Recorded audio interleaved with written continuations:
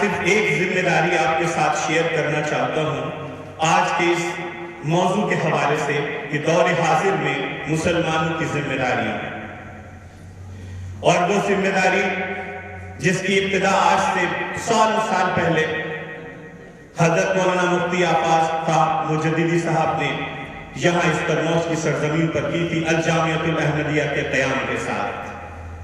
اسی ذمہ داری کو شیئر کرتے ہوئے آگے بڑھاتے ہوئے میں آپ لوگوں سے گزارش کرتا ہوں کہ یہ قوم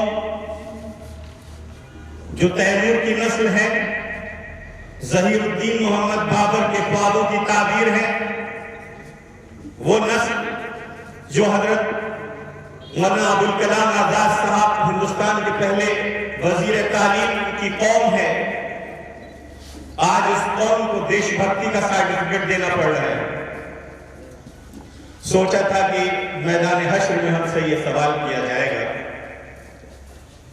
لیکن آج میں کہہ دینا چاہتا ہوں ان لوگوں سے کہ اپنی حب الوطنی کے لیے، اپنے ایمان کے لیے ہم صرف اپنے اللہ کو جواب دہ ہیں، اس دنیا میں کسی کو جواب دہ نہیں ہے۔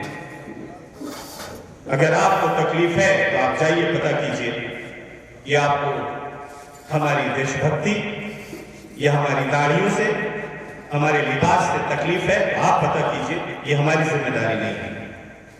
تعلیم کے حوالے سے وقت بہت کم ہے، قرنوج کی نمائندگی کرتے ہوئے یہاں پر میں آپ سے بس یہ عرض کروں گا کہ حضرت مولانا مفتی آفاق صاحب نے جو کاوش کی ہے، جو یہ محفل سجائی ہے، ان کا جو دریا وہ یہاں تک لائے ہیں، دنیا کے عظیم الشان سمندر سے جوڑ کر یہ قرنوج تک جو دریا انہوں نے بہایا ہے، آپ اس سب میں شامل ہوں اور حضرت کے جو بھی پریشیس ایفرٹس ہیں، جو بھی ان کی کاوشیں ہیں، ان میں ساتھ دیجئے۔ انشاءاللہ دین اور دنیا کو ساتھ لے کر چلنے کا جو جذبہ الجامعۃ الاحمدیہ نے دکھایا ہے، وہ جذبہ ہی آج ہماری ضرورت ہے اور ہماری ذمہ داری ہے۔ ہماری قوم کی وہی ذمہ داری ہے، مسلمانوں کی وہی ذمہ داری ہے کہ ہم اس راستے پر چلتے ہوئے اس دریا کے عروج و زوال کے ساتھ، اس تلاطم کے ساتھ قدم سے قدم ملاتے ہوئے اس ملک ہندوستان کو ایک عظیم الشان ملک تک بنانے میں اپنا یوگدان دیں، اپنا حصہ دیں، اپنا کنٹریبیوشن دیں۔ اور اس کے لیے ضرورت ہے آپ کو تعلیم کی، کمپیوٹر اور انگلش دو کمپیریٹو جو جز ہیں ان کو ساتھ لے کر چلنے کی۔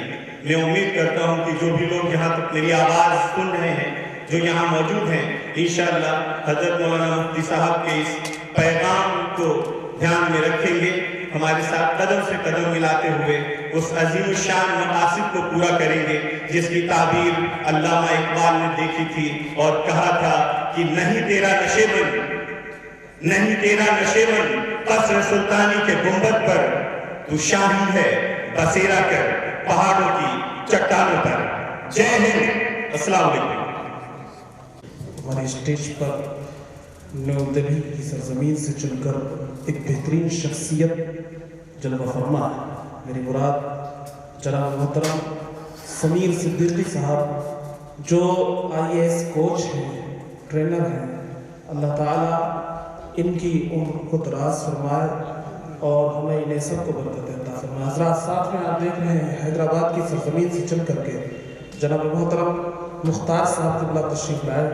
حضرات یہ وہ شخصیت ہے، سمیر صدیقی صاحب کی وہ شخصیت ہے جن سے نہ جانے کتنے IAS بن گئے، اور یہ وہ شخصیت ہے کہ جن سے کئی لاکھ بچوں نے، جن کے ذریعے کئی لاکھ بچوں نے سیرت رسول کی تعلیم حاصل کی ہے۔ حضرات یہ چنندہ ستارے وشاکھاپٹنم سے چل کر کے ہمارے درمیان حاجی برکت صاحب قبلہ تشریف فرما ہے، دوسرے حضرات بہت کافی اہم لوگ تشریف فرما ہے، اور اس اتنے سے مجمع میں الحمدللہ ہندوستان کے کئی صوبوں کے لوگ موجود ہیں، اور یہ ہندوستان کا ایک عظیم طبقہ اور ہندوستان کی کریم گویا کہ حضور بحر الفام میں موجود کرتی ہے۔ حضرات ابھی آپ دیکھیں گے باری باری سمیر سر آپ کے سامنے تمام پروگرام پیش کریں گے، اور یہی اپنے حساب سے ساری شخصیات کو پیش کرتے رہیں گے۔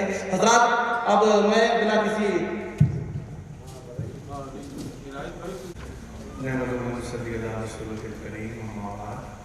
اعوذ باللہ من الشیطان الرجیم، بسم اللہ الرحمن الرحیم۔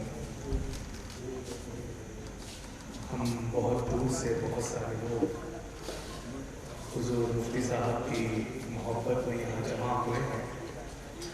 ایک ایسے بہترین قوم اور اہل سنت کا کام کرنے والے بہت پیاری شخصیت ہمارے اسٹیج پر ہے جو آنے والی نسل کو اللہ کے رسول کی سیرت پڑھاتی ہے اور اس پر ایگزام دیتی ہے.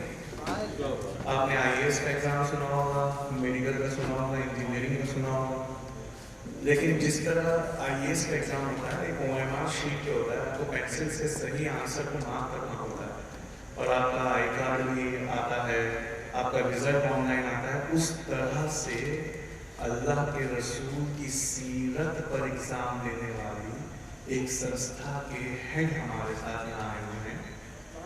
وہ یہ کام کیسے کرتے ہیں اور کیسے انہوں نے بہت چھوٹے سے شروع کیا اور آج وہ کہاں پہنچ گئے. میں ان سے گزارش کروں گا کہ 10 منٹ آپ کے سامنے آئیں اور وہ اپنی بات رکھے.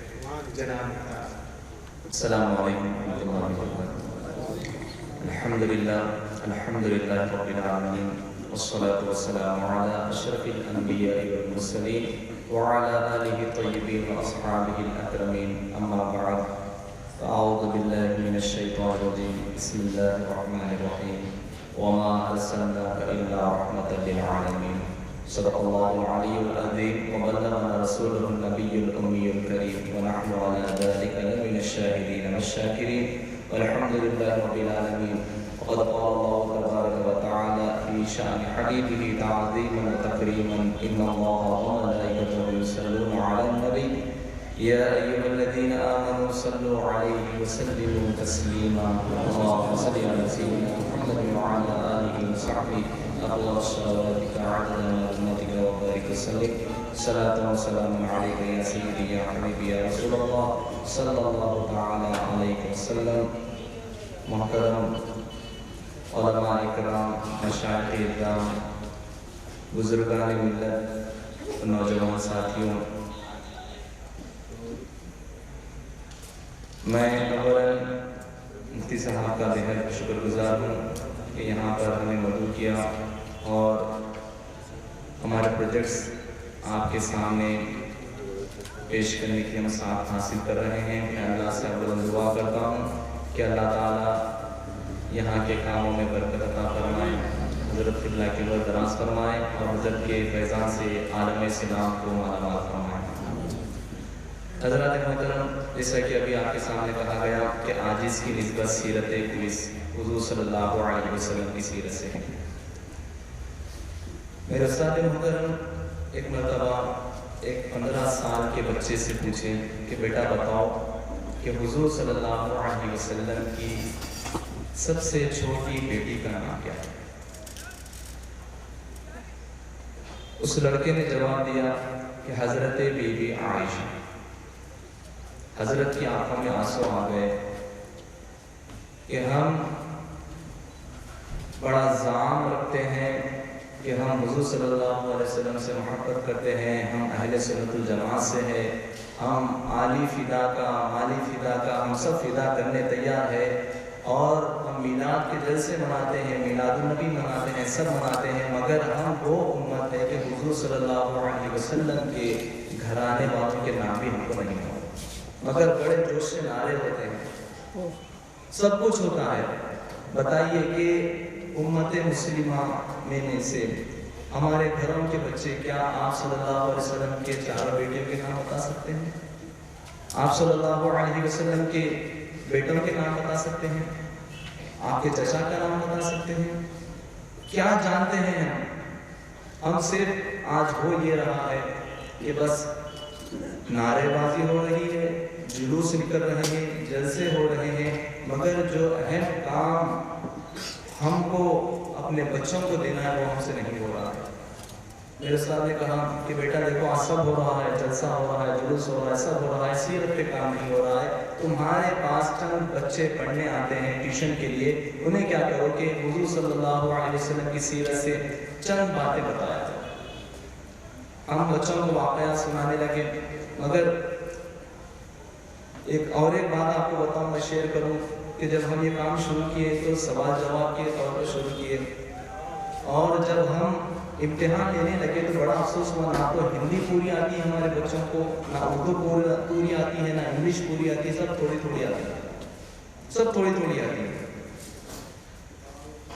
تو پھر ہم پیٹرن چینج کیے اس کا، اور آج کے جدید جو ایگزامس ہو رہے ہیں، جیسا کہ ابھی آپ سمیع صاحب سے سنیں کہ آئی ایس کا ایگزام ہے، ایم سیٹ کا ایگزام ہے، بم سیٹ کا ایگزام ہے، نیٹ ایگزام ہے، یہ آل انڈیا لیول کے ایگزامس ہوتے ہیں۔ جب میں چھوٹا تھا، جب ہم دینی مقابلوں میں جاتے تو بڑا افسوس ہوتا تھا کہ ہمیں پھٹے شطرنجیوں میں بٹھا دیا جاتا تھا، اور پھر دین کا کام ہو رہا ہے، سرکار کی سیرت کا کام ہو رہا ہے، تو وہ کام کتنا عظیم و شان ہونا چاہیے۔ دل کو بڑی تکلیف ہوتی تھی کہ ہم ایس ایس سی کرتے ہیں، ہم انٹرمیڈیٹ کرتے ہیں، اس کے لیے فارم آتا ہے، ہال ٹکٹ آتا ہے، سٹنگ ارینجمنٹ ہوتا ہے، رول نمبر دیا جاتا ہے، پھر اس کا آن لائن رزلٹ آتا ہے، مگر کیا دین ہمارا اتنا گھسا پٹا ہو گیا کہ آج ہم دنیا کی ٹیکنالوجی سے آگے مقابلہ کیوں نہیں کر رہے ہیں؟ تو میں نے سوچا کہ جو کام ہوگا آج کی ٹیکنالوجی کے حساب سے ہوگا۔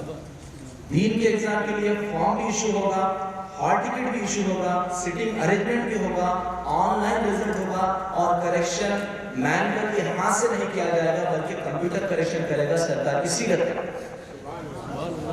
ہمارے پاس ایک ایمار شیٹ جاری کی جاتی ہے جس میں بچے بکنگ کرتے ہیں، ٹک کرتے ہیں کہ کون سا آنسر صحیح ہے، ہم ہاتھ سے کریکشن نہیں کرتے ہیں، بلکہ JNTU یونیورسٹی ہے حیدرآباد کی، 2 سال تک ہم نے ان سے کریکشن کرایا، 2 سال تک ان کے پاس سافٹ ویئر تھا، ان سے کریکشن کرایا، اور اس کے بعد آج ہم خود وہ سافٹ ویئر پرچیز کر چکے ہیں اور ہمارے پاس خود کریکشن ہو رہا ہے۔ تو آج کے دور کے حساب سے ہمیں اپنے نظام کو بدلنا ہوگا۔ آج کی جتنی ٹیکنالوجیز ہے ہم اپنے بچوں کو دینا ضروری ہے۔ یاد رکھیے، آج کیا بات ہے کہ کوئی ماں باپ اپنے بچوں کو شعبۂ حفظ میں ڈالنا نہیں چاہ رہے، کیوں کہ بولے مثلا یہ تو گھر کا بڑا بچہ ہے، اگر یہ اس میں لگ گیا تو کمائیں گے کون؟ کیوں کہ ہم پرانے رواج میں چل رہے ہیں کہ بچہ استاد کے پاس آ رہا ہے، وہ قاعدہ لے کے بیٹھ رہا ہے، وارم بھی لے کر بیٹھ رہا ہے، وہ 6 سال لگ جا رہے ہیں، 8 سال لگ جا رہے ہیں، مگر آج اتنا سب کرنے کی ضرورت نہیں ہے۔ دنیا بہت ترقی کر چکی ہے۔ آج ایک کلاس روم ہونا چاہیے، ایک ایسی جماعت ہونی چاہیے جس کے اندر ڈیجیٹل بورڈ ہو اور اس کے اوپر قرآن مجید کو حفظ کرانے کی تعلیم دینی ہوگی۔ قاعدے میں قاعدہ ہے عربی، اس میں کتنے اسباب ہوتے ہیں؟ اس میں 29 چیپٹرز ہوتے ہیں، 29 چیپٹرز ہوتے ہیں، تختیاں ہوتی ہیں، اسے یاد دلائی جاتی ہیں۔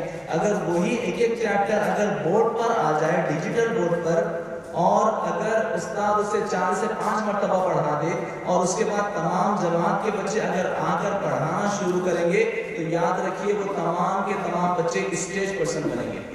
کیوں کہ بچپن سے تعلیم دی جا رہی ہے کہ آگے تمہیں پڑھانا ہے، خالی استاد کو نہیں بلکہ پوری جماعت کو تمہیں پڑھانا ہے۔ یہ کانسیپٹ آج دینے کی ضرورت ہے، ہمارے مدارس کا بھی نظام بدلنے کی ضرورت ہے۔ کیوں آج امت مدارس سے دور ہوتی جا رہی ہے؟ اس کی وجہ ایک یہی ہے، اور یہ ہم نے تلنگانہ میں ثابت کر کے بتایا۔ پچھلے 3 سال سے ہم حفظ قرآن پلس SSC کا کورس کراتے ہیں۔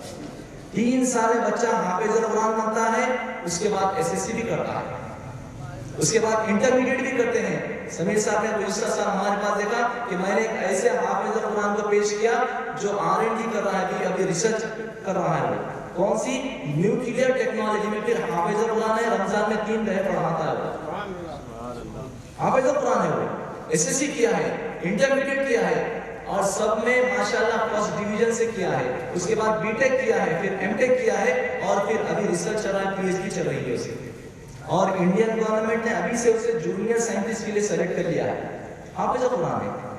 آج کام کرنے کی ضرورت ہے، آج ہمارے پاس ٹیلنٹ موجود ہے۔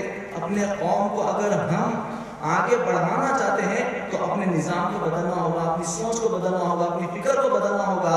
آج لڑائی جھگڑے سے، ایک دوسرے پہ الزام سے کچھ نہیں ہوگا۔ یاد رکھیے کہ جو قوم اپنے بزرگوں کو بھلا دیتی ہے، آنے والی نسل انہیں بھی بھلا دیتی ہے۔ اگر ہم ان کا مشن بتائیے، بزرگوں کی تعلیمات کیا تھی کہ دین کے لیے کتنی خدمات انجام نہیں دیے، ہم کو بھی آج وہی کرنا ہے کہ آج ہم کو تعلیمی میدان میں آگے لے جانا ہے۔ آپ کو سمیر بھائی بتائیں گے کہ آج امت کا کیا حال ہے۔ آج اگر ہمارے سینوں میں دل ہے، یقیناً اگر ایمانی کیفیت ہے، یقین جانے کہ جب آپ کو سنیں گے تو آنکھوں سے آنسو جاری ہو جائیں گے کہ آج ہندوستان میں اور عالم اسلام مسلمانوں کے کیا حالات ہے اور ہم کیا کر رہے ہیں، ہم کیا کر رہے ہیں۔ آج ہمیں اپنے آپ کو بدلنا ہوگا. حضرت فرماتے ہیں حضرت محمد صلی اللہ علیہ رحمۃ و رضوان کہ بابا جہاں پر مکھی بیٹھتی ہے تو وہاں سے کچھ لے کر اٹھتی ہے. جہاں پر مکھی بیٹھتی ہے تو کچھ لے کر اٹھتی ہے. اگر غلاظت پر بیٹھے گی تو کچھ غلیظ چیز لے کر اٹھے گی. اور وہ اگر کسی پھول پر بیٹھے گی, خوشبو والی جگہ بیٹھے گی, تو وہاں سے خوشبو لے جائے گی. آج ہمارے جلسے ہو رہے ہیں, ہمارے اجلاس ہو رہے ہیں, اگر یہی ہمارا سلسلہ جاری رہا کہ ایک کان سے سنے دوسرے کان سے نکال دیے تو کوئی انقلاب آنے والا نہیں ہے. اگر یہاں پر بیٹھے ہیں تو ایک اچھی چیز لے کر اٹھنا ہے اور اسے اپنی زندگی میں نافذ کرنا ہے, اپنی آل اولاد کی زندگی میں نافذ کرنا ہے, امت مسلمہ تک اس پیغام کو پہنچانا ہے. یہ ذمہ داری ہماری ہے. کل اللہ تعالیٰ ہم سے سوال کریں گے, پروجیکٹ تمہارے سامنے پیش کیا گیا تھا, راستہ تمہیں بتایا گیا تھا, تمہاری سرپرستی کے لیے علماء کرام تھے, دانشور تھے, سب موجود تھے, مگر تم چند قدم چل کر آگے کیوں نہیں گئے؟ اللہ یہ سوال ہم سے کرنے والا ہے. آج تمام وسائل ہمارے پاس موجود ہے.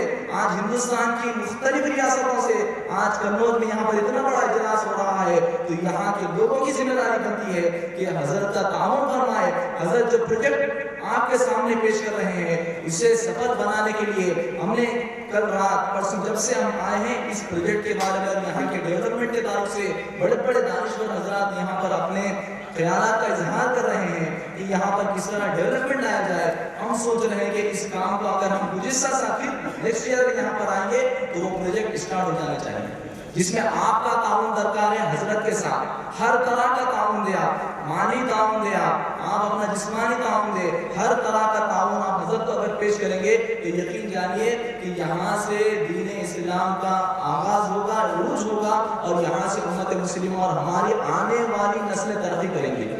یونیورسٹی یہیں پر قائم کریے, کالجز یہیں پر قائم کریے. میں تو کہتا ہوں کہ ہندوستان کی ہر بارگاہ میں ایک مدرسہ, ایک اسکول, ایک کالج, ایک یونیورسٹی ہونا چاہیے. ہندوستان کی جتنی بارگاہیں ہیں وہاں سے اگر ایک مدرسہ, ایک اسکول, ایک کالج, ایک یونیورسٹی اگر قائم ہو جائے گی, یقین کریے ہندوستان میں مسلمانوں کا عروج ہوگا. آج بتائیے ہمارے کتنے یونیورسٹیز ہیں؟ ہم 20 کروڑ ہے, کیا 20 یونیورسٹیز مسلمانوں کے ہیں؟ کیا 20 ہمارے آئی ٹی کمپنی سے؟ کیا ہے ہمارے پاس؟ آج صرف ایک ہی چیز ہے کہ ہم آپس میں لڑ رہے ہیں, پھر رہے ہیں, اور امت کو کچھ نہیں دے رہے ہیں. آپ یاد رکھیے کہ اگر امت آج نقصان اٹھا رہی ہے تو ان کے بڑوں سے سوال ہوگا, پہلے علماء سے سوال ہوگا, دانشور حضرات سے سوال ہوگا. ارے تم تو ذہین تھے, تم تو فہیم تھے, ارے تمہاری ذمہ داری تھی امت کو ساتھ لے کر چلنے کی, تمہارے خرابی کی وجہ سے امت کا زوال ہوا ہے. تو یہاں پر جو اجلاس منعقد کیا گیا ہے اس کا یہی مقصد ہے کہ آپ اور ہم بیٹھ کر ایک منصوبہ بنائیں کہ ہماری آنے والی نسلوں کے لیے کیا پروجیکٹ تیار کیا جائے. اسی لیے یہاں پر جمع ہوئے. اللہ تعالیٰ سے دعا کرتا ہوں کہ اللہ تعالیٰ ہمارے یہاں آنے کو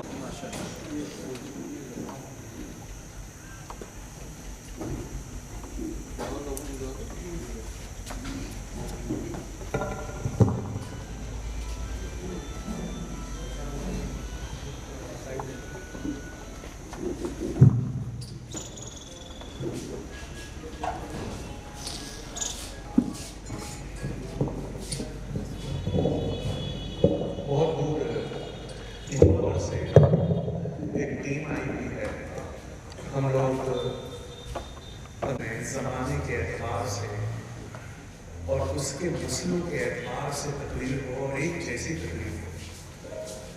مسئلے زمانے کے ہیں, سوال زمانے کے ہیں, اور جواب قرآن اور حدیث سے ہو. سوال وہ ہو جو دماغ اٹھاتا ہو اور جواب وہ ہو جو دل دیتا ہو. سوال دماغ کے ہو, جواب دل کے ہو. تو کیا انقلاب نہیں ہے؟ انقلاب اس میں قلب ہے, اور جب تک قلب تک بات نہیں پہنچے گی انقلاب نہیں آئے گا. ایک ایسی ہی شخصیت ہمارے بیچ اندور سے آئی ہے, بہت دور سے ٹریول کر کے رات وہ گاڑی چلاتے رہے, اور انہوں نے یہ کر دکھایا ہے اندور کی سرزمین پر 150 مسجدوں میں جمعہ میں ایک تقریر ہوتی ہے, اور وہ تقریر میں منگل کے دن دے دی جاتی ہے, اور جمعرات تک وہ تیار ہو کر قرآن و حدیث اس میں صحیح طرح سے سولوشن بنا کے جمعہ میں ایک تقریر پورے اندور کی ہر مسجد میں ہوتی ہے. یہ تو ایک بہت چھوٹا کام ہے ان کا. اتنے بڑے بڑے کام ہیں کہ نہ میری حیثیت ہے نہ مجھ میں وہ دم ہے کہ میں بتاؤں, تو میں ان کو خود بلاتا ہوں. آپ نعرے تکبیر دل سے لگا کر استقبال کریے ہمارے ناظم علی کا, جو سنی ویلفیئر کمیٹی اندور سے آپ کے سامنے اپنا کام دکھانے آئے ہیں. نعرے تکبیر.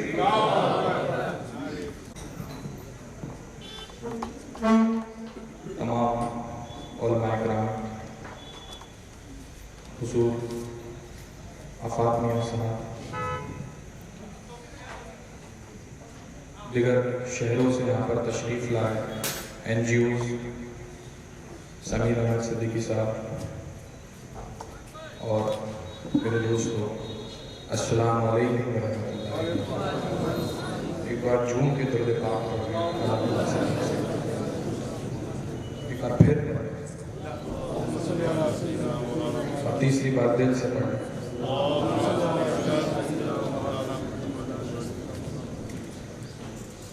جیسا کہ سمیر بھائی نے بتایا کہ اندور میں یہ ہوا ہے, اندور میں وہ ہوا ہے, تو زمینی سطح پر تو آج تک علماؤں نے ہی کام کیا ہے.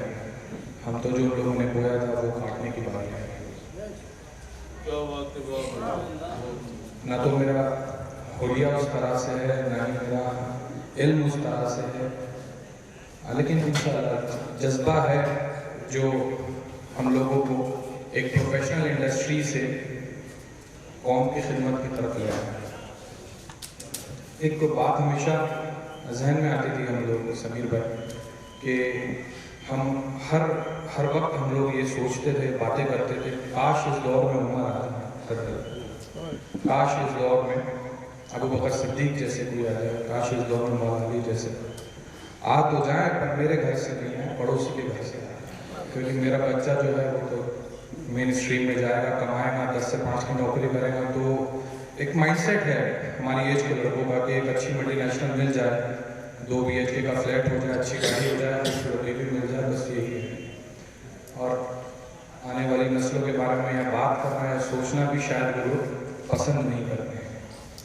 لیکن اللہ کا بڑا کرم ہے, علماؤں کی صحبت, اور صحبت ہی ہے جو ہم لوگوں کی فکر اس طرف لے آئی کہ علماؤں کی صحبت نے ہماری دلوں میں تبدیلیاں پیدا کری کہ اب ہم نہیں سوچیں گے تو اس کے بعد ہمارے پاس میں وقت نہیں بچے گا. ایسی آپ لوگوں کو دل کو لبریز کرنے والی باتیں, گفتگو آپ لوگ سمیر بھائی سے سنیں, کیونکہ وہ میرے بڑے بھائی ہیں اور میں ہمیشہ ان سے مشورہ کرتا ہوں اس فیلڈ میں جب بھی کوئی کام آگے کرنا ہوتا ہے. اور آج موجود نہیں ہے, ان کا نام لینا ضرور چاہوں گا, منور بھائی. یہ 2 میرے ایسے بھائی ہیں جو مجھے ہمیشہ میری رہنمائی کرتے ہیں. میرا نام سید ناظم علی ہے اور 2010 میں نے میکینیکل انجینئرنگ سے پاس آؤٹ کیا. اندور شہر میں رہنے والا, حالانکہ میں چھوٹے شہر مدھیہ پردیش بالا گھاٹ کا رہنے والا ہوں. اور اس کے بعد 2013 میں مجھے موقع ملا کہ ایک ایسے آرگنائزیشن سے جڑنے کا جس میں ہمیں یہ اسکوپ دکھا کہ ہم ہماری آنے والی نسلوں کے لیے کچھ ایسا کر سکتے ہیں تاکہ کل جب رب کے سامنے جائیں گے تو اپنا چہرہ تو دکھا سکیں گے, کھڑے تو رہ سکیں گے, سرکار کو کچھ جواب تو دے سکیں گے. ہم لوگوں نے اس کی شروعات کری, لیکن عموماً ہم لوگوں نے یہ پایا ہمیشہ کہ جتنے بھی NGOs یا جتنی بھی تنظیمیں کام کرتی ہیں, وہ فلاں لنگر کمیٹی ہوتی ہے, وہ فلاں یہ کمیٹی ہوتی ہے, فلاں جلوس کمیونٹی ہوتی ہے. آپ میں سے بھی کئی ہو سکتے ہیں اس طرح سے, آپ اس کو بات کو برا نہ مانیے گا, لیکن وہ سسٹینیبلٹی کی طرف نہیں جاتی. مطلب وہ سال میں ایک بار پروگرام کرتی ہے اور وہ چیز وہیں ختم ہو جاتی ہے. مطلب جب تک جذبہ ہوتا ہے تب تک کہ وہ کام ہوتا ہے, اور جیسے ہی وہ جذبہ ختم ہوتا ہے وہ کام رک جاتا ہے. مطلب اگر ہمیں کام کو آگے تک لمبا پہنچانا ہے تو ایک آرگنائزیشن, ایک سسٹم اور ایک منظم طریقہ ہم لوگوں کو چاہیے. اور جتنے لوگ اپنی اپنی انڈسٹری میں یا اپنے جگہوں میں کام کر رہے ہیں, جس طریقے سے ہم لوگ اپنے دھندے کو, اپنے بزنس کو چلاتے ہیں, اگر کاش ہم ایسے ہی طرح سے اگر ہم آرگنائزیشن, تنظیم یا مدارس کو چلا پاتے تو شاید ریزلٹس کچھ اور ہوتے. ایسا مجھے لگتا ہے, اور میں شاید غلط بھی ہو سکتا ہوں. تو میں پوائنٹ پہ آتا ہوں کہ اندور شہر میں ہم لوگ تقریباً 6 تنظیمیں ہیں جو گراؤنڈ لیول پہ کام کرتی ہیں، نہ کہ اندور میں بلکہ مدھیہ پردیش میں اور چھتیس گڑھ میں ہم لوگ کام کرتے ہیں۔ سب سے پہلی تنظیم سنی ائمہ کونسل۔ سنی ائمہ کونسل اندور شہر کے تمام علماء کرام کی ایک ایسی تنظیم ہے جو یہ بات کرتی ہے کہ امام کا امپاورمنٹ کیسے ہو سکتا ہے، کیونکہ اگر ہمارے رہنما ہی کمزور ہیں تو عوام کیسے اگلے لیول پہ سوچ پائے گا۔ تو سنی ائمہ کونسل اماموں کے امپاورمنٹ، اماموں کے ششکتی کرن پر کام کرتی ہے کہ کس طرح سے امام اس کی مساجد میں مضبوطی کے ساتھ میں ٹکا رہے، کام کرتا رہے۔ الحمدللہ اندور شہر میں کچھ وقت سے ائمہ کونسل نے بہترین کام کیا ہے اور اس کے نتیجے یہ نکلے ہیں کہ اندور شہر میں جتنے ہمارے مسلم مینجمنٹ کے اسکول ہیں اس میں امام کے 2 بچے فری ہیں۔ مطلب امام کا 2 بچہ فری ہونا مطلب اس کے لیے ایک بہت زیادہ راحت مل جاتی ہے کہ اس کے بچوں کو آگے پڑھائی کے لیے کوئی فکر نہیں کرنی، اور یہاں تک کہ کالج لیول تک کے اماموں کے بچوں کی فیس فری ہے۔ جیسے کہ سمیر بھائی نے بتایا کہ ائمہ کونسل کے ذریعے یہ طے کر دیا جاتا ہے ایک ہفتے پہلے کہ ہمیں اگلے جمعے میں کس موضوع پہ۔ آپ نے دیکھا ہے کبھی کہ کسی مساجد میں یہ بات ہو رہی ہے کہ IS کی تیاری کیسے کرنا ہے؟ یہ ہمارے اندور کی مسجدوں میں ہوتا ہے۔ میڈیکل کی تیاری کیسے کرنا ہے؟ اب اگلا ہیلتھ کیمپ کون سا لگنے والا ہے؟ ہمیں اب کون سے اویئرنیس پروگرام پہ کام کرنا ہے؟ ان موضوعات پہ اندور شہر میں سنی ائمہ کونسل کام کرتی ہے۔ کئی بار ہم لوگوں نے دیکھا ہے کہ کمیٹیوں کا اس طرح سے پربھاؤ پڑتا ہے کہ مجبوراً امام کو وہاں سے کسی بھی ایسی وجہ سے، فرض کریں کہ امام صاحب تھوڑے لیٹ ہو گئے، کوئی بھی ایسی وجہ بنا کے مسجدوں سے امام حضرات کو ہٹا دیا جاتا ہے۔ امام آلریڈی 5,000 6,000 7,000 کی تنخواہ پہ کام کر رہا ہے اور اچانک سے اس کو یہ خبر ملتی ہے کہ اب اگلے دن آپ کو مساجد میں نہیں آنا ہے۔ ایسی کنڈیشنز میں ائمہ کونسل فرنٹ میں آتی ہے اور بے وجہ کسی بھی امام کو اس مسجد سے نہیں ہٹایا جاتا۔ ائمہ کونسل پوری مضبوطی کے ساتھ میں اس کے لیے ایکشن لیتی ہے۔ اس کے علاوہ امام حضرات کو ہر 6 مہینے میں ایک ایسے تحفے کے طور پہ ان کے گھروں میں راشن پہنچایا جاتا ہے تاکہ ان کو کسی بھی طریقے سے اگین کے کھانے سے متعلق یا پھر راشن سے متعلق کسی بھی طرح کی کوئی پریشانی نہ ہو۔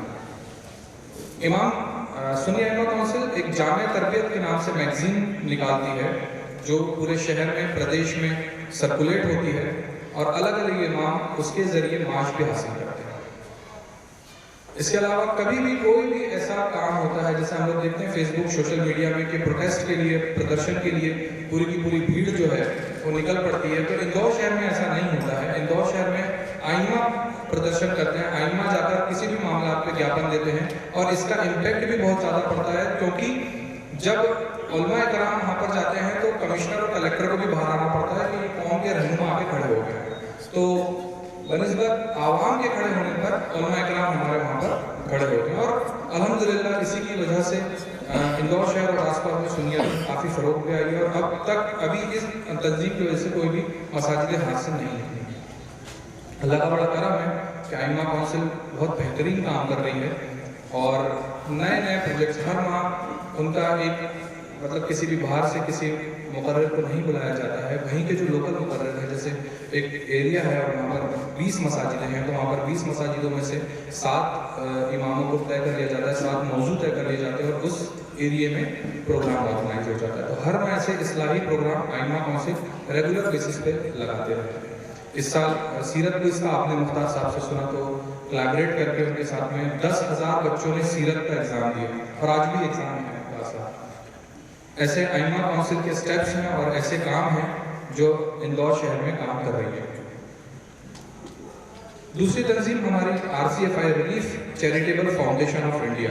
Relief charitable foundation of India مرکز ثقافتی سنیہ کیرلا کی ایک سوشل آرگنائزیشن ہے جس کا کولیبریشن ہمارے ساتھ میں مدھیہ پردیش اور چھتیس گڑھ میں ہے۔ اس تنظیم کے تحت ہمارے پردیش میں ہر ماہ ہم لوگ الحمدللہ 2 मसाजिदों की तामीरात करते हैं। मतलब हर माह 2 मस्जिदों की शुरुआत हमारे आसपास में ऐसे गांव के इलाकों में होती है जहाँ पर 25 से 30 घर होते हैं और जहाँ पर कोई मस्जिद नहीं होती, 6 से 7 किलोमीटर दूर लोगों को नमाज अदा करने के लिए जाना होता है, तो वहाँ पर उन ऐसी जगहों में मस्जिदों की तामीरात की जाती है। और भी दीगर ऐसे कई प्रोजेक्ट्स हैं जो RCFI परफॉर्म करती है। जिस तरीके से ऑर्फनेज छत्तीसगढ़ में हम लोग का अभी शुरू होने जा रहा है RCFI के तहत, और ऑर्फन केयर एक प्रोग्राम हम लोगों का चलता है जिसमें यतीम बच्चों को साल के 50,000 से लेकर 60 लाख रुपए तक के उनके एजुकेशन, रहने, उनके घर की मरम्मत या घर के किसी ज़रूरी कामों के लिए वहाँ उस जगह से उन बच्चों को मिलता है। तो 100 से ज़्यादा बच्चे ऐसे हैं जो इस तंजीम से फ़ायदा हासिल कर रहे हैं। सुन्नी वेलफेयर कमेटी जिससे मैं आप बताने जा रहा हूँ आप लोगों को, ये एक ऐसी ऑर्गेनाइजेशन है जो कॉर्पोरेट स्ट्रक्चर में काम करती है।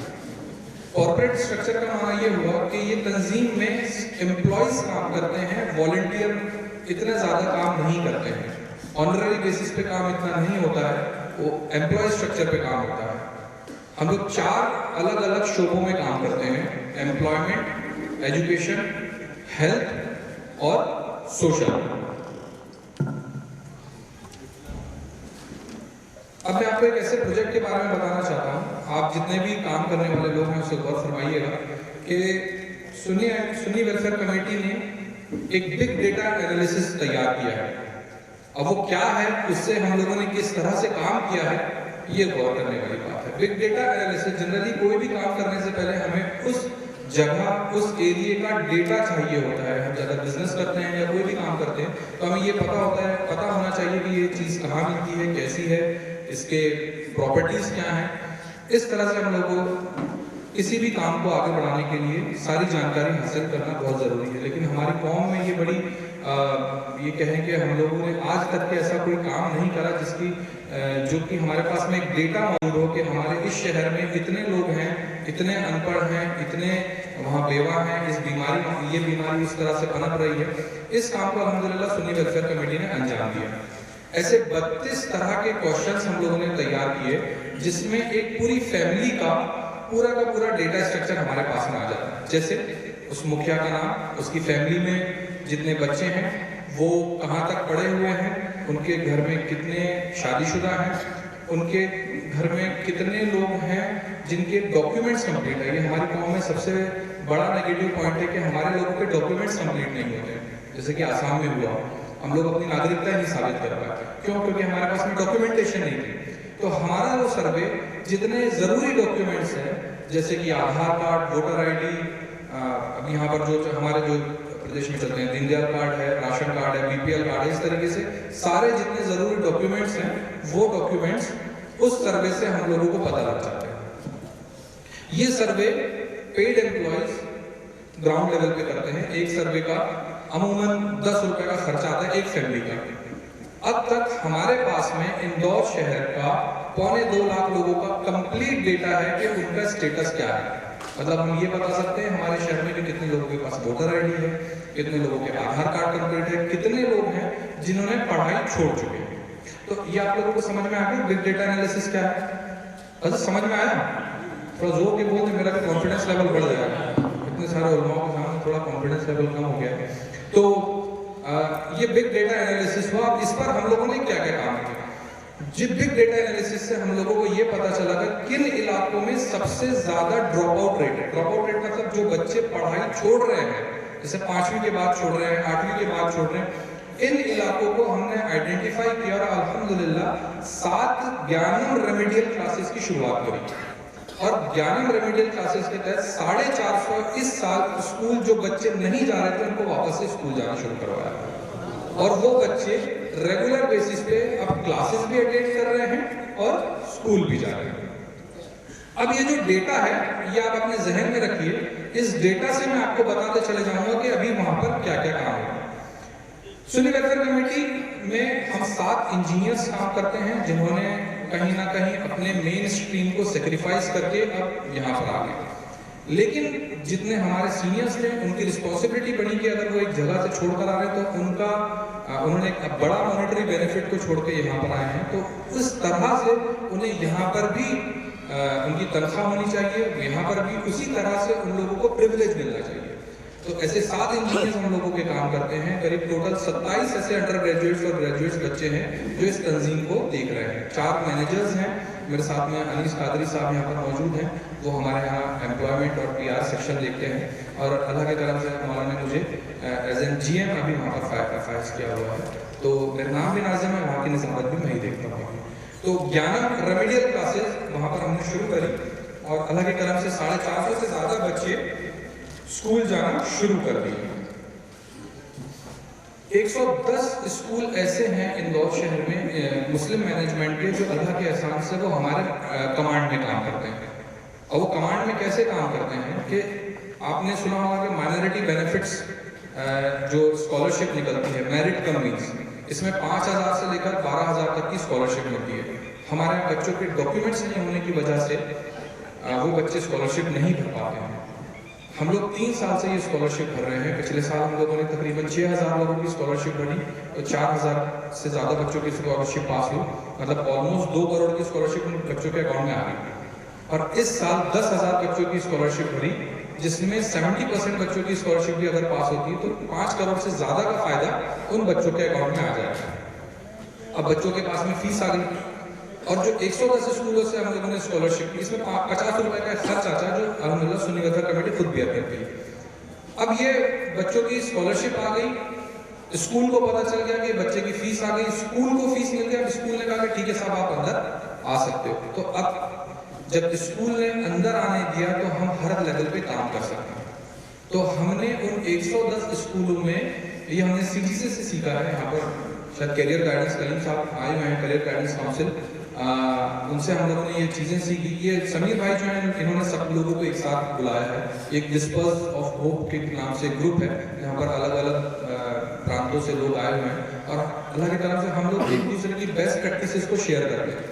تو وہی پریکٹس ہم نے شیئر کری، اور 110 اسکولوں میں 5ویں کلاس سے لے کر 12ویں کلاس تک کے بچوں کو ریگولر بیسس پہ کاؤنسلنگ شروع کری۔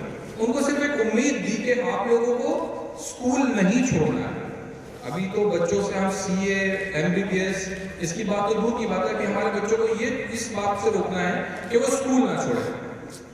تو ایسے 125 سے زیادہ سیمینار ان 110 اسکولوں میں ہم لوگوں نے ارینج کیے، اور ان بچوں کی مائنورٹی کی اسکالرشپ بھری۔ آپ لوگ بھی اس پروجیکٹ کو کاپی کریں۔ اچھا، میں جتنے بھی پروجیکٹس بتا رہا ہوں آپ لوگ ہو سکتا ہے کچھ سمجھ پائیں کچھ سمجھ نہیں پائیں، ہم لوگ یہاں پر ہی ہیں۔ جس بھی شخص کو اپنے شہر میں یہ ماڈل کو کاپی کرنا ہے، الحمدللہ ہم لوگ free of cost consultancy provide کریں گے۔ آپ کے شہر میں آ کر اس تنظیم کو اسٹیبل کر کے جائیں گے، آپ کے نام سے اسٹیبل کریں گے، ہمیں نام بھی نہیں چاہیے، ہمیں صرف کام کرنا ہے۔ آپ کے شہر میں اس پورے ماڈل کو کاپی کر دیں گے، اور کیسے وہاں پر امپلائیز کی تنخواہ کو نکالنا ہے، کیسے وہاں پر خرچ نکلیں گے، یہ ساری آپ لوگوں کو ٹریننگ ملے گی۔ اس کے بعد زکوٰۃ سسٹم کو ہم لوگوں نے اس طرح سے ارینج کیا کہ ایک لینے والے شخص کو دینے والے سے جوڑ دیا۔ اب یہ کیسے کیا؟ ہم لوگوں نے رمضان میں پیکیج سسٹم لانچ کرے، جیسے ایجو ہیلپ، کیونکہ میں ایجوکیشن کی بات کر رہا ہوں تو ہم لوگوں نے ایجو ہیلپ لانچ کرا، جس میں ہم لوگوں نے 6000 اور 3000 روپے کی اسکالرشپ ہے، 3000 روپے کا ایک پیکیج بنایا۔ ایک شخص ہے، ایک بچہ ہے جو زکوٰۃ کا مستحق ہے، اس بچے کو ہم لوگوں نے سب سے پہلے انویسٹیگیٹ کیا۔ ہمارے ایک انویسٹیگیشن کی ٹیم ہوتی ہے، مستحق اگر ہمارے پاس میں آتے ہیں تو ان کی انویسٹیگیشن ہوتا ہے، ان کا سلیکشن اور ریجیکشن دونوں طرح کے فارم ان لوگوں کے بھرے جاتے ہیں۔ اگر وہ سلیکٹ ہو گئے تو ہماری کیٹیگری میں آ گیا۔ اب جو شخص 3000 روپے کا پیکیج لیتا ہے وہ شخص ہمارے سافٹ ویئر سے جڑ جاتا ہے۔ ایک ERP سافٹ ویئر ہے ہمارا جس کے تحت ہم لوگ کام کرتے ہیں۔ اس سافٹ ویئر سے اینڈرائڈ اپلیکیشن کے ذریعے وہ یہ ٹریک کر لیتا ہے کہ جس بچے کی اس نے زکوٰۃ کے ذریعے فیس بھری ہے اس بچے کا رزلٹ کیا ہے، اٹینڈنس کیا ہے اور گروتھ کیا ہے۔ آپ سمجھ رہے ہیں کہ لینے والے شخص کو دینے والے سے جوڑ دیا۔ اب وہ ٹرانسپیرنسی ہم نے ایسی ڈیولپ کر دی کہ جس شخص نے 1 سال پہلے 1 پیکیج لیا تھا اس شخص نے دوسرے سال 5 پیکیج لیا۔ تو جیسے سسٹم کو پکڑ کے ہم لوگوں نے کام کرا، اس سے ڈیولپمنٹ اور لوگوں کا بھروسہ بڑھنے لگا. تو ہم لوگوں کو بھی چاہیے جتنی تنظیمیں ہم یہاں پر کام کر رہی ہیں ان کو سسٹم کے ساتھ میں کام کرنا چاہیے اور ٹیکنالوجی کا معقول استعمال ہم لوگوں کو کرتے رہنا چاہیے. اسی طریقے سے جیسے میں نے آپ کو ایجو ہیلپ بتایا, اسی طریقے سے ہم لوگوں نے آرفن کیئر کی شروعات کری جس میں یتیم بچوں کو ماہانہ 500 روپے وظیفہ ہمارے طرف سے جانے لگا. ایسے 100 سے زیادہ بچے ہیں اندور شہر میں, 200 سے زیادہ بچے ہیں جن کے گھروں میں 500 روپے وظیفہ شروع ہو گیا. کریئر گائیڈنس میں نے آپ لوگوں کو بتا دیا. پھر ہم لوگوں نے یہ کیا کہ اب ہم لوگوں کو ضرورت ہے کہ ہمیں ایڈمنسٹریشن میں جانا چاہیے. سرکاری محکموں میں مسلمانوں کی آلریڈی تعداد کم ہے. اس کے لیے ہم لوگوں نے سب سے پہلے کمپٹیٹیو کلاس کی شروعات کری. کمپٹیٹیو کلاس کی شروعات کرتے ہوئے ہم لوگوں نے دیکھا کہ ہمارے اس چھوٹی سی کلاس کے ذریعے کوئی پٹواری بن کے نکلا, کوئی ایک نیوی میں بچہ سیلر کی جاب میں پہنچا, کوئی تحصیلدار بن کے نکلا. تو ہم نے دیکھا کہ اس میں اسکوپ زیادہ ہے اگر ہم لوگ محنت کریں گے. تو سمیر بھائی کے ساتھ میں ہم لوگ جڑے اور ہم لوگوں نے ایک ایسا پروگرام شروع کرا جس کا نام ہم لوگوں نے ڈیسٹینیشن ٹیلنٹ رکھا. اس ڈیسٹینیشن ٹیلنٹ پروگرام میں ہم لوگ 32 بچوں کا سلیکشن کرتے ہیں اور ان 32 بچوں کو 3 سال تک کے UPSC کی تیاری کرواتے ہیں. ایک بچے پر سال کا 50,000 روپے کا خرچ ہوتا ہے. اور سمیر بھائی نے پھر ہم لوگوں کو یہ سوچ دی کہ آپ ایچ ون کے پروگرام پہ کام کرو. مطلب ایک بچے کو ایک سرمایہ دار کے ساتھ میں جوڑ دو اور اس کی ٹریکنگ بتاتے چلے جاؤ. تو الگ طرف سے 32 بچے اسپانسر ہو گئے. یہ دوسری بیچ بھی شروع ہوگی. مطلب ایک اب 3 سال بعد ایک اور ہم نے شروعات کری پروجیکٹ IQ سپر 50 کے ساتھ میں, جس میں 50 بچوں کو ریسیڈنشیل ہاسٹل میں ہم لوگوں نے UPSC کی تیاری کے لیے لیا. اور 3 سال بعد 80 بچے ہمارے اندور شہر سے UPSC کی ایگزام دیں گے. تو انشاءاللہ اگر 5 بچے بھی ہو گئے تو 5 ضلع کو سنبھال لیں گے. تو آپ لوگ دعا کریں کہ یہ بچوں کے سلیکشن ہوں.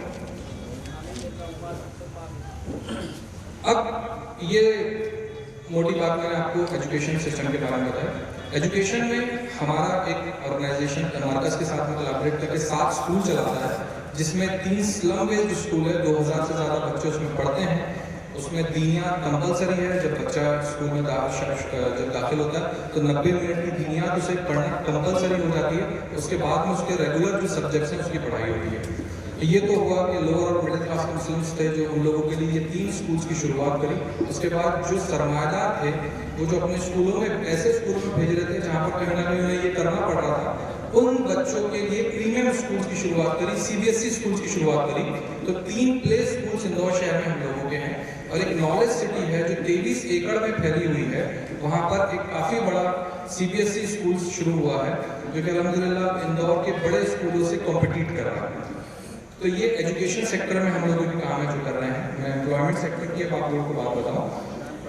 اب روزگار کی زیادہ ضرورت تھی ہمارے یہاں. جو لوگ اب پڑھ نہیں سکتے انہیں روزگار بھی چاہیے. تو ایسے 7 ٹیلرنگ سینٹر ہم لوگوں نے اندور شہر میں شروع کرے جہاں سے جو بچیاں ٹیلرنگ سیکھ رہی ہیں یا ٹیلرنگ سیکھ لیتی ہیں ان کا انویسٹیگیشن کر کے ان لوگوں کی ٹیلرنگ شاپ شروع کروائی. اور ان علاقوں میں ہم لوگوں نے ان کی پبلسٹی کری اور اللہ کے کرم سے ان کی ٹریکنگ ہم لوگ ہر مہینے رکھتے ہیں. تو ہر ماہ 5,000 منیمم 5,000 وہ بچی کما لیتی ہے. تو ایسے 45 سے زیادہ ٹیلرنگ سینٹر اس سطر میں ہم لوگوں نے شروع کرا. اچھا, یہ سارا جو کانسیپٹ ہے وہ ایک شخص سے دوسرے شخص کو جوڑنے والا کانسیپٹ ہے. تو ایسے 45 ٹیلرنگ سینٹر شروع کرے اور 100 مائکرو فائنانس کا, اسحاق قادری صاحب بھی بتا رہے تھے کہ مائکرو فائنانس والا جو پروجیکٹ ہے, حالانکہ ہم 100 مائکرو فائنانس کے پروجیکٹ ہم لوگوں کے شروع ہوئے جس میں ٹھیلے پر کرانہ شاپ, پلاسٹک کا کام یا گنے کی چربی, اس طریقے سے ان کو ٹھیلے لگائے گئے اور ان لوگوں کو یہ ٹریک کیا گیا کہ ان کے بچے جو ہیں وہ اسکول جاتے رہیں اور ایجوکیشن کی طرف بڑھتے رہیں. جاب کے لیے ایک کنسلٹنسی ہم لوگوں کی چلتی ہے جس میں جو پڑھے لکھے بچے ہیں ان لوگوں کو جابس لگوا جا رہے ہیں. جاب فیئر الحمدللہ اس سال ہم لوگوں نے کروایا جس میں بچوں کو بینک میں جابس لگی. جی, تو کام بہت زیادہ ہے. آپ لوگ انشاءاللہ جب ہم لوگ پرسنل انٹریکٹ ہوں گے تو میں آپ لوگوں کو بتاؤں گا کہ کس طریقے سے کام کرنا اور کیسے آگے بڑھنا ہے. وقت کی کمی ہے تو میں آپ لوگوں سے اجازت لیتا ہوں. السلام علیکم ورحمۃ اللہ وبرکاتہ. آپ میرا نمبر نوٹ کر لیں اور زیادہ جانکاری کے لیے آپ ہم لوگ یہیں پر ہی ہیں تو بات بھی کر لیں. اور ویب سائٹ بھی آپ سنی ویلفیئر کمیٹی کے نام سے دیکھ سکتے ہیں. 9119 91194420 91194420 सलाम।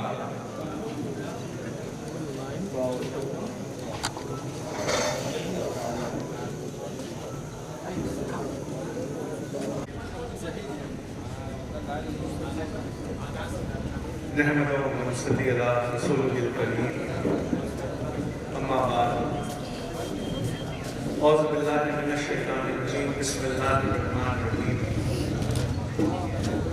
इन्नल्लाहा व मलाइकतहु यसल्लूना अलन नबी या अय्युहल्लज़ीना आमनू सल्लू अलैहि व सल्लिमू तस्लीमा अल्लाहुम्मा सल्लि अला सय्यिदिना शफीना नबीना हबीबना मुहम्मद व सल्लिम सल्लु अलैहि सलातु व सलाम अलैका या रसूल अल्लाह सल्लल्लाहु अलैहि वसल्लम।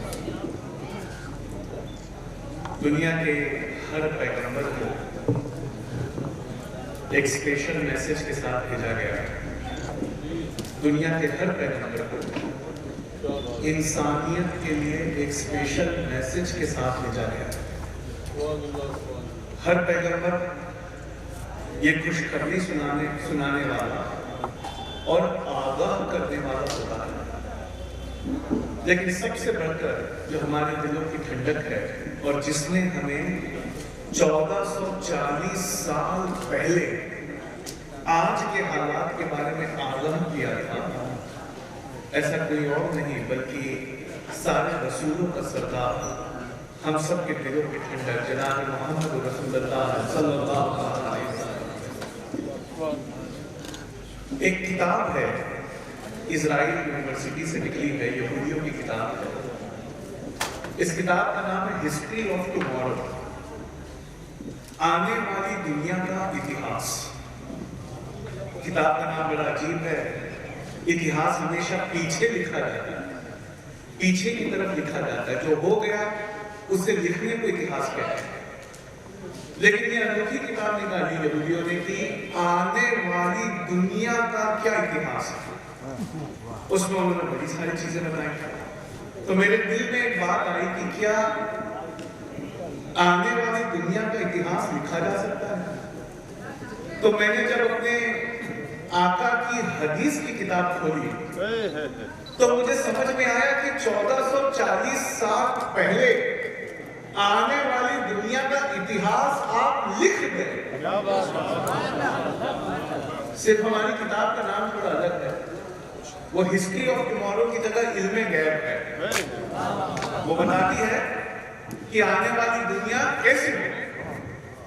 उसमें से मैं आपके सामने कुछ बातों को रखता हूं और अपने आका की फसाहत को आप देखिए कि वो कैसे बता कर गए थे कि आज क्या होने वाला है। नबी पाक फरमाते हैं जब कयामत के दिन करीब होंगे तो बेटा बाप से दूर होगा और दोस्तों से करीब होगा। बेटा बाप से दूर होगा और दोस्तों से करीब होगा। मैं अक्सर घरों में देखता हूं वो अपने वालिद के साथ सोफे पे बैठे होते हैं, लेकिन उनका ध्यान व्हाट्सएप में लगा होता है। वो वालिद से करीब बैठे तो हैं लेकिन वालिद से दूर है और व्हाट्सएप के जरिए वो अपने दोस्तों से करीब। मेरे आका फरमाते हैं कि कुर्बे कयामत ऐसा तब तक कयामत नहीं आएगी जब तक घोड़े की रस्सी और जूते का कसूआ, जूते का सोल तुमसे बात ना कर ले।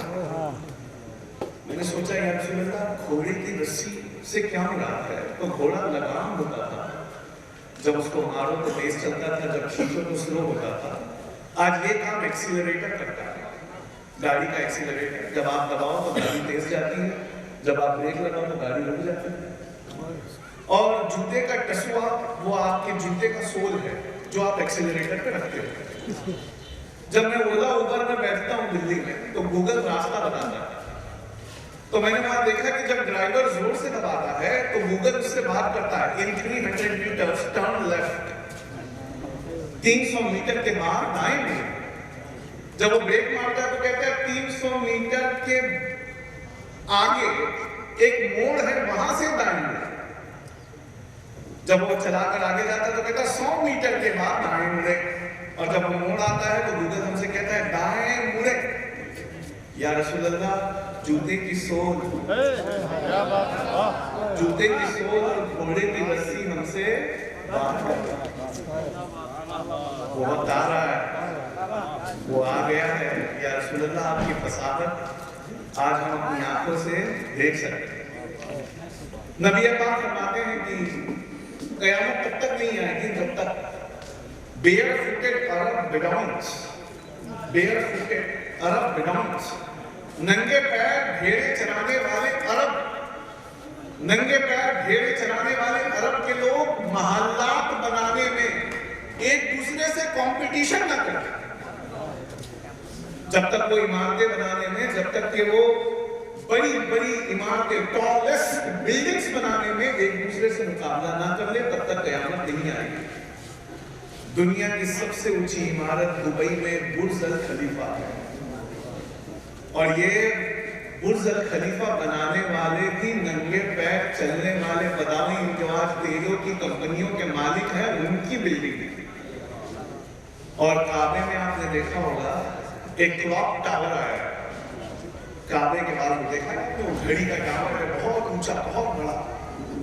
اور UAE کے سلطان نے ابھی اناؤنس کیا ہے کہ ہم بہت لمبی بلڈنگ بنائیں گے, اتنی لمبی جو برج الخلیفہ سے اونچی ہوگی. تو سعودی عرب کے محمد بن سلمان نے یہ اناؤنس کیا کہ تم سب جب بنا لو گے تو ہم ریاض میں ایک ایسی بلڈنگ بنائیں گے کہ جس کا توڑ دنیا میں کوئی نہیں کر سکتا. یا رسول اللہ بداوین آج محلات بنانے میں آپس میں مقابلہ کر رہے ہیں. آپ نے 1440 سال پہلے بتایا تھا, آج ہو رہا ہے, وہ آپس میں مقابلہ کر رہے ہیں. اللہ کے رسول فرماتے ہیں جب آپ شاپنگ مال میں جاؤ گے دلی کے, تو وہاں چپس کے پیکٹ ملتے ہیں, ہر جگہ چپس کے پیکٹ, چپس ایک پر ایک فری ہے, کبھی کبھی ایک پہ 2 فری ہے. کولڈ ڈرنک جتنی کولڈ ڈرنک آپ پی سکتے ہیں, آپ نہا سکتے ہیں, گاؤں کو نہلا سکتے ہیں, ایک کولڈ ڈرنک پہ 4 کولڈ ڈرنک. اللہ کے رسول کو سنیے, 1440 سال پہلے اس کھانے کے بارے میں بتا کے جا رہے ہیں. کہتے ہیں there will be an abundance of food, but much of it will not have any blessings in it. اللہ کے رسول کہتے ہیں قرب قیامت کھانے کی بھرمار ہوگی, پر وہ کھانا رحمت سے خالی ہوگا. آپ کسی بھی ڈاکٹر سے پوچھ کے دیکھیے, چپس کھانا, کولڈ ڈرنک پینا, اس میں کوئی رحمت نہیں ہے. آقا فرماتے ہیں کھانے کی بھرمار ہوگی قرب قیامت, لیکن اس کھانے میں کوئی رحمت نہیں ہوگی. یہ اس کھانے کی طرف اپنی توجہ دلانا چاہتے تھے جو کھانا آج بازاروں میں بک رہا ہے. اللہ کے رسول کہتے ہیں کہ قیامت تب تک نہیں آئے گی جب تک 1% لوگوں کے ہاتھ میں اتنی دولت نہ ہو جائے. 1% لوگوں کے ہاتھ میں اتنی دولت, the concentration of wealth in the hands of 1%, صرف 1% لوگ اس دنیا کے اتنے امیر نہ ہو جائے کہ کسی غریب کو جب 10,000 روپیے ملے تب بھی وہ خوش نہیں ہوگا. آج وہ دن آ گیا ہے. ہم میں سے کتنے ہیں جو 10,000 روپے مہینے کی نوکری کرنے کو تیار ہے؟ لگ بھگ کوئی نہیں, کیونکہ 10,000 روپیے کی ویلیو لگ بھگ ختم ہو گئی. نبی پاک فرماتے ہیں قیامت تب تک نہیں آئے گی جب تک مسجدوں کو سجانا, یہ کمپٹیشن یا فخر کی بات نہیں ہو. آج آپ دیکھیے ہم مسجدوں کو سجدوں سے نہیں سجا رہے, ہم اس میں آرٹیفیشل جھومر لگا رہے ہیں. اور گجرات میں ایک بہن نے مجھے بتایا, وہ کام کر رہی تھی دنگا پیڑت مسلمانوں کے لیے, تو اس نے کہا کہ میں نے کہا جب گجرات کے مسلمانوں کے پاس اتنا پیسہ ہے بہن تو تم پڑھائی کے لیے بچوں کی ان سے کیوں نہیں مانگی؟ تو کہا حضور آپ آ کے مانگ کے دیکھیے, ہمارے گجرات کا مزاج ہے مسجد میں ایئر کنڈیشنر لگانے کے لیے ترنت دینے کو تیار ہے, پر بچوں کے کیریئر میں ایئر کنڈیشنر لگانے کے لیے تیار نہیں. آپ مسجد کے جھومر کے لیے مانگ کے دیکھیے, ہر گجراتی تیار ہے. آپ اے سی لگانے کے لیے کہیے، ہر گجراتی تیار ہے، لیکن وہ بچوں کی تعلیم کے لیے دینے کو تیار نہیں ہے۔ اللہ کے رسول کہتے ہیں قیامت سے پہلے مسجد سجانا یہ شان اور فخر کی بات ہوگی اور لوگ ایک دوسرے سے اس میں کمپٹیشن کریں گے۔ اللہ کے رسول فرماتے ہیں قیامت سے پہلے چگلی لگانے والے بے تحاشا بڑھ جائیں گے، چگلی لگانے والے بے تحاشا بڑھ جائیں گے، اور انسان اپنی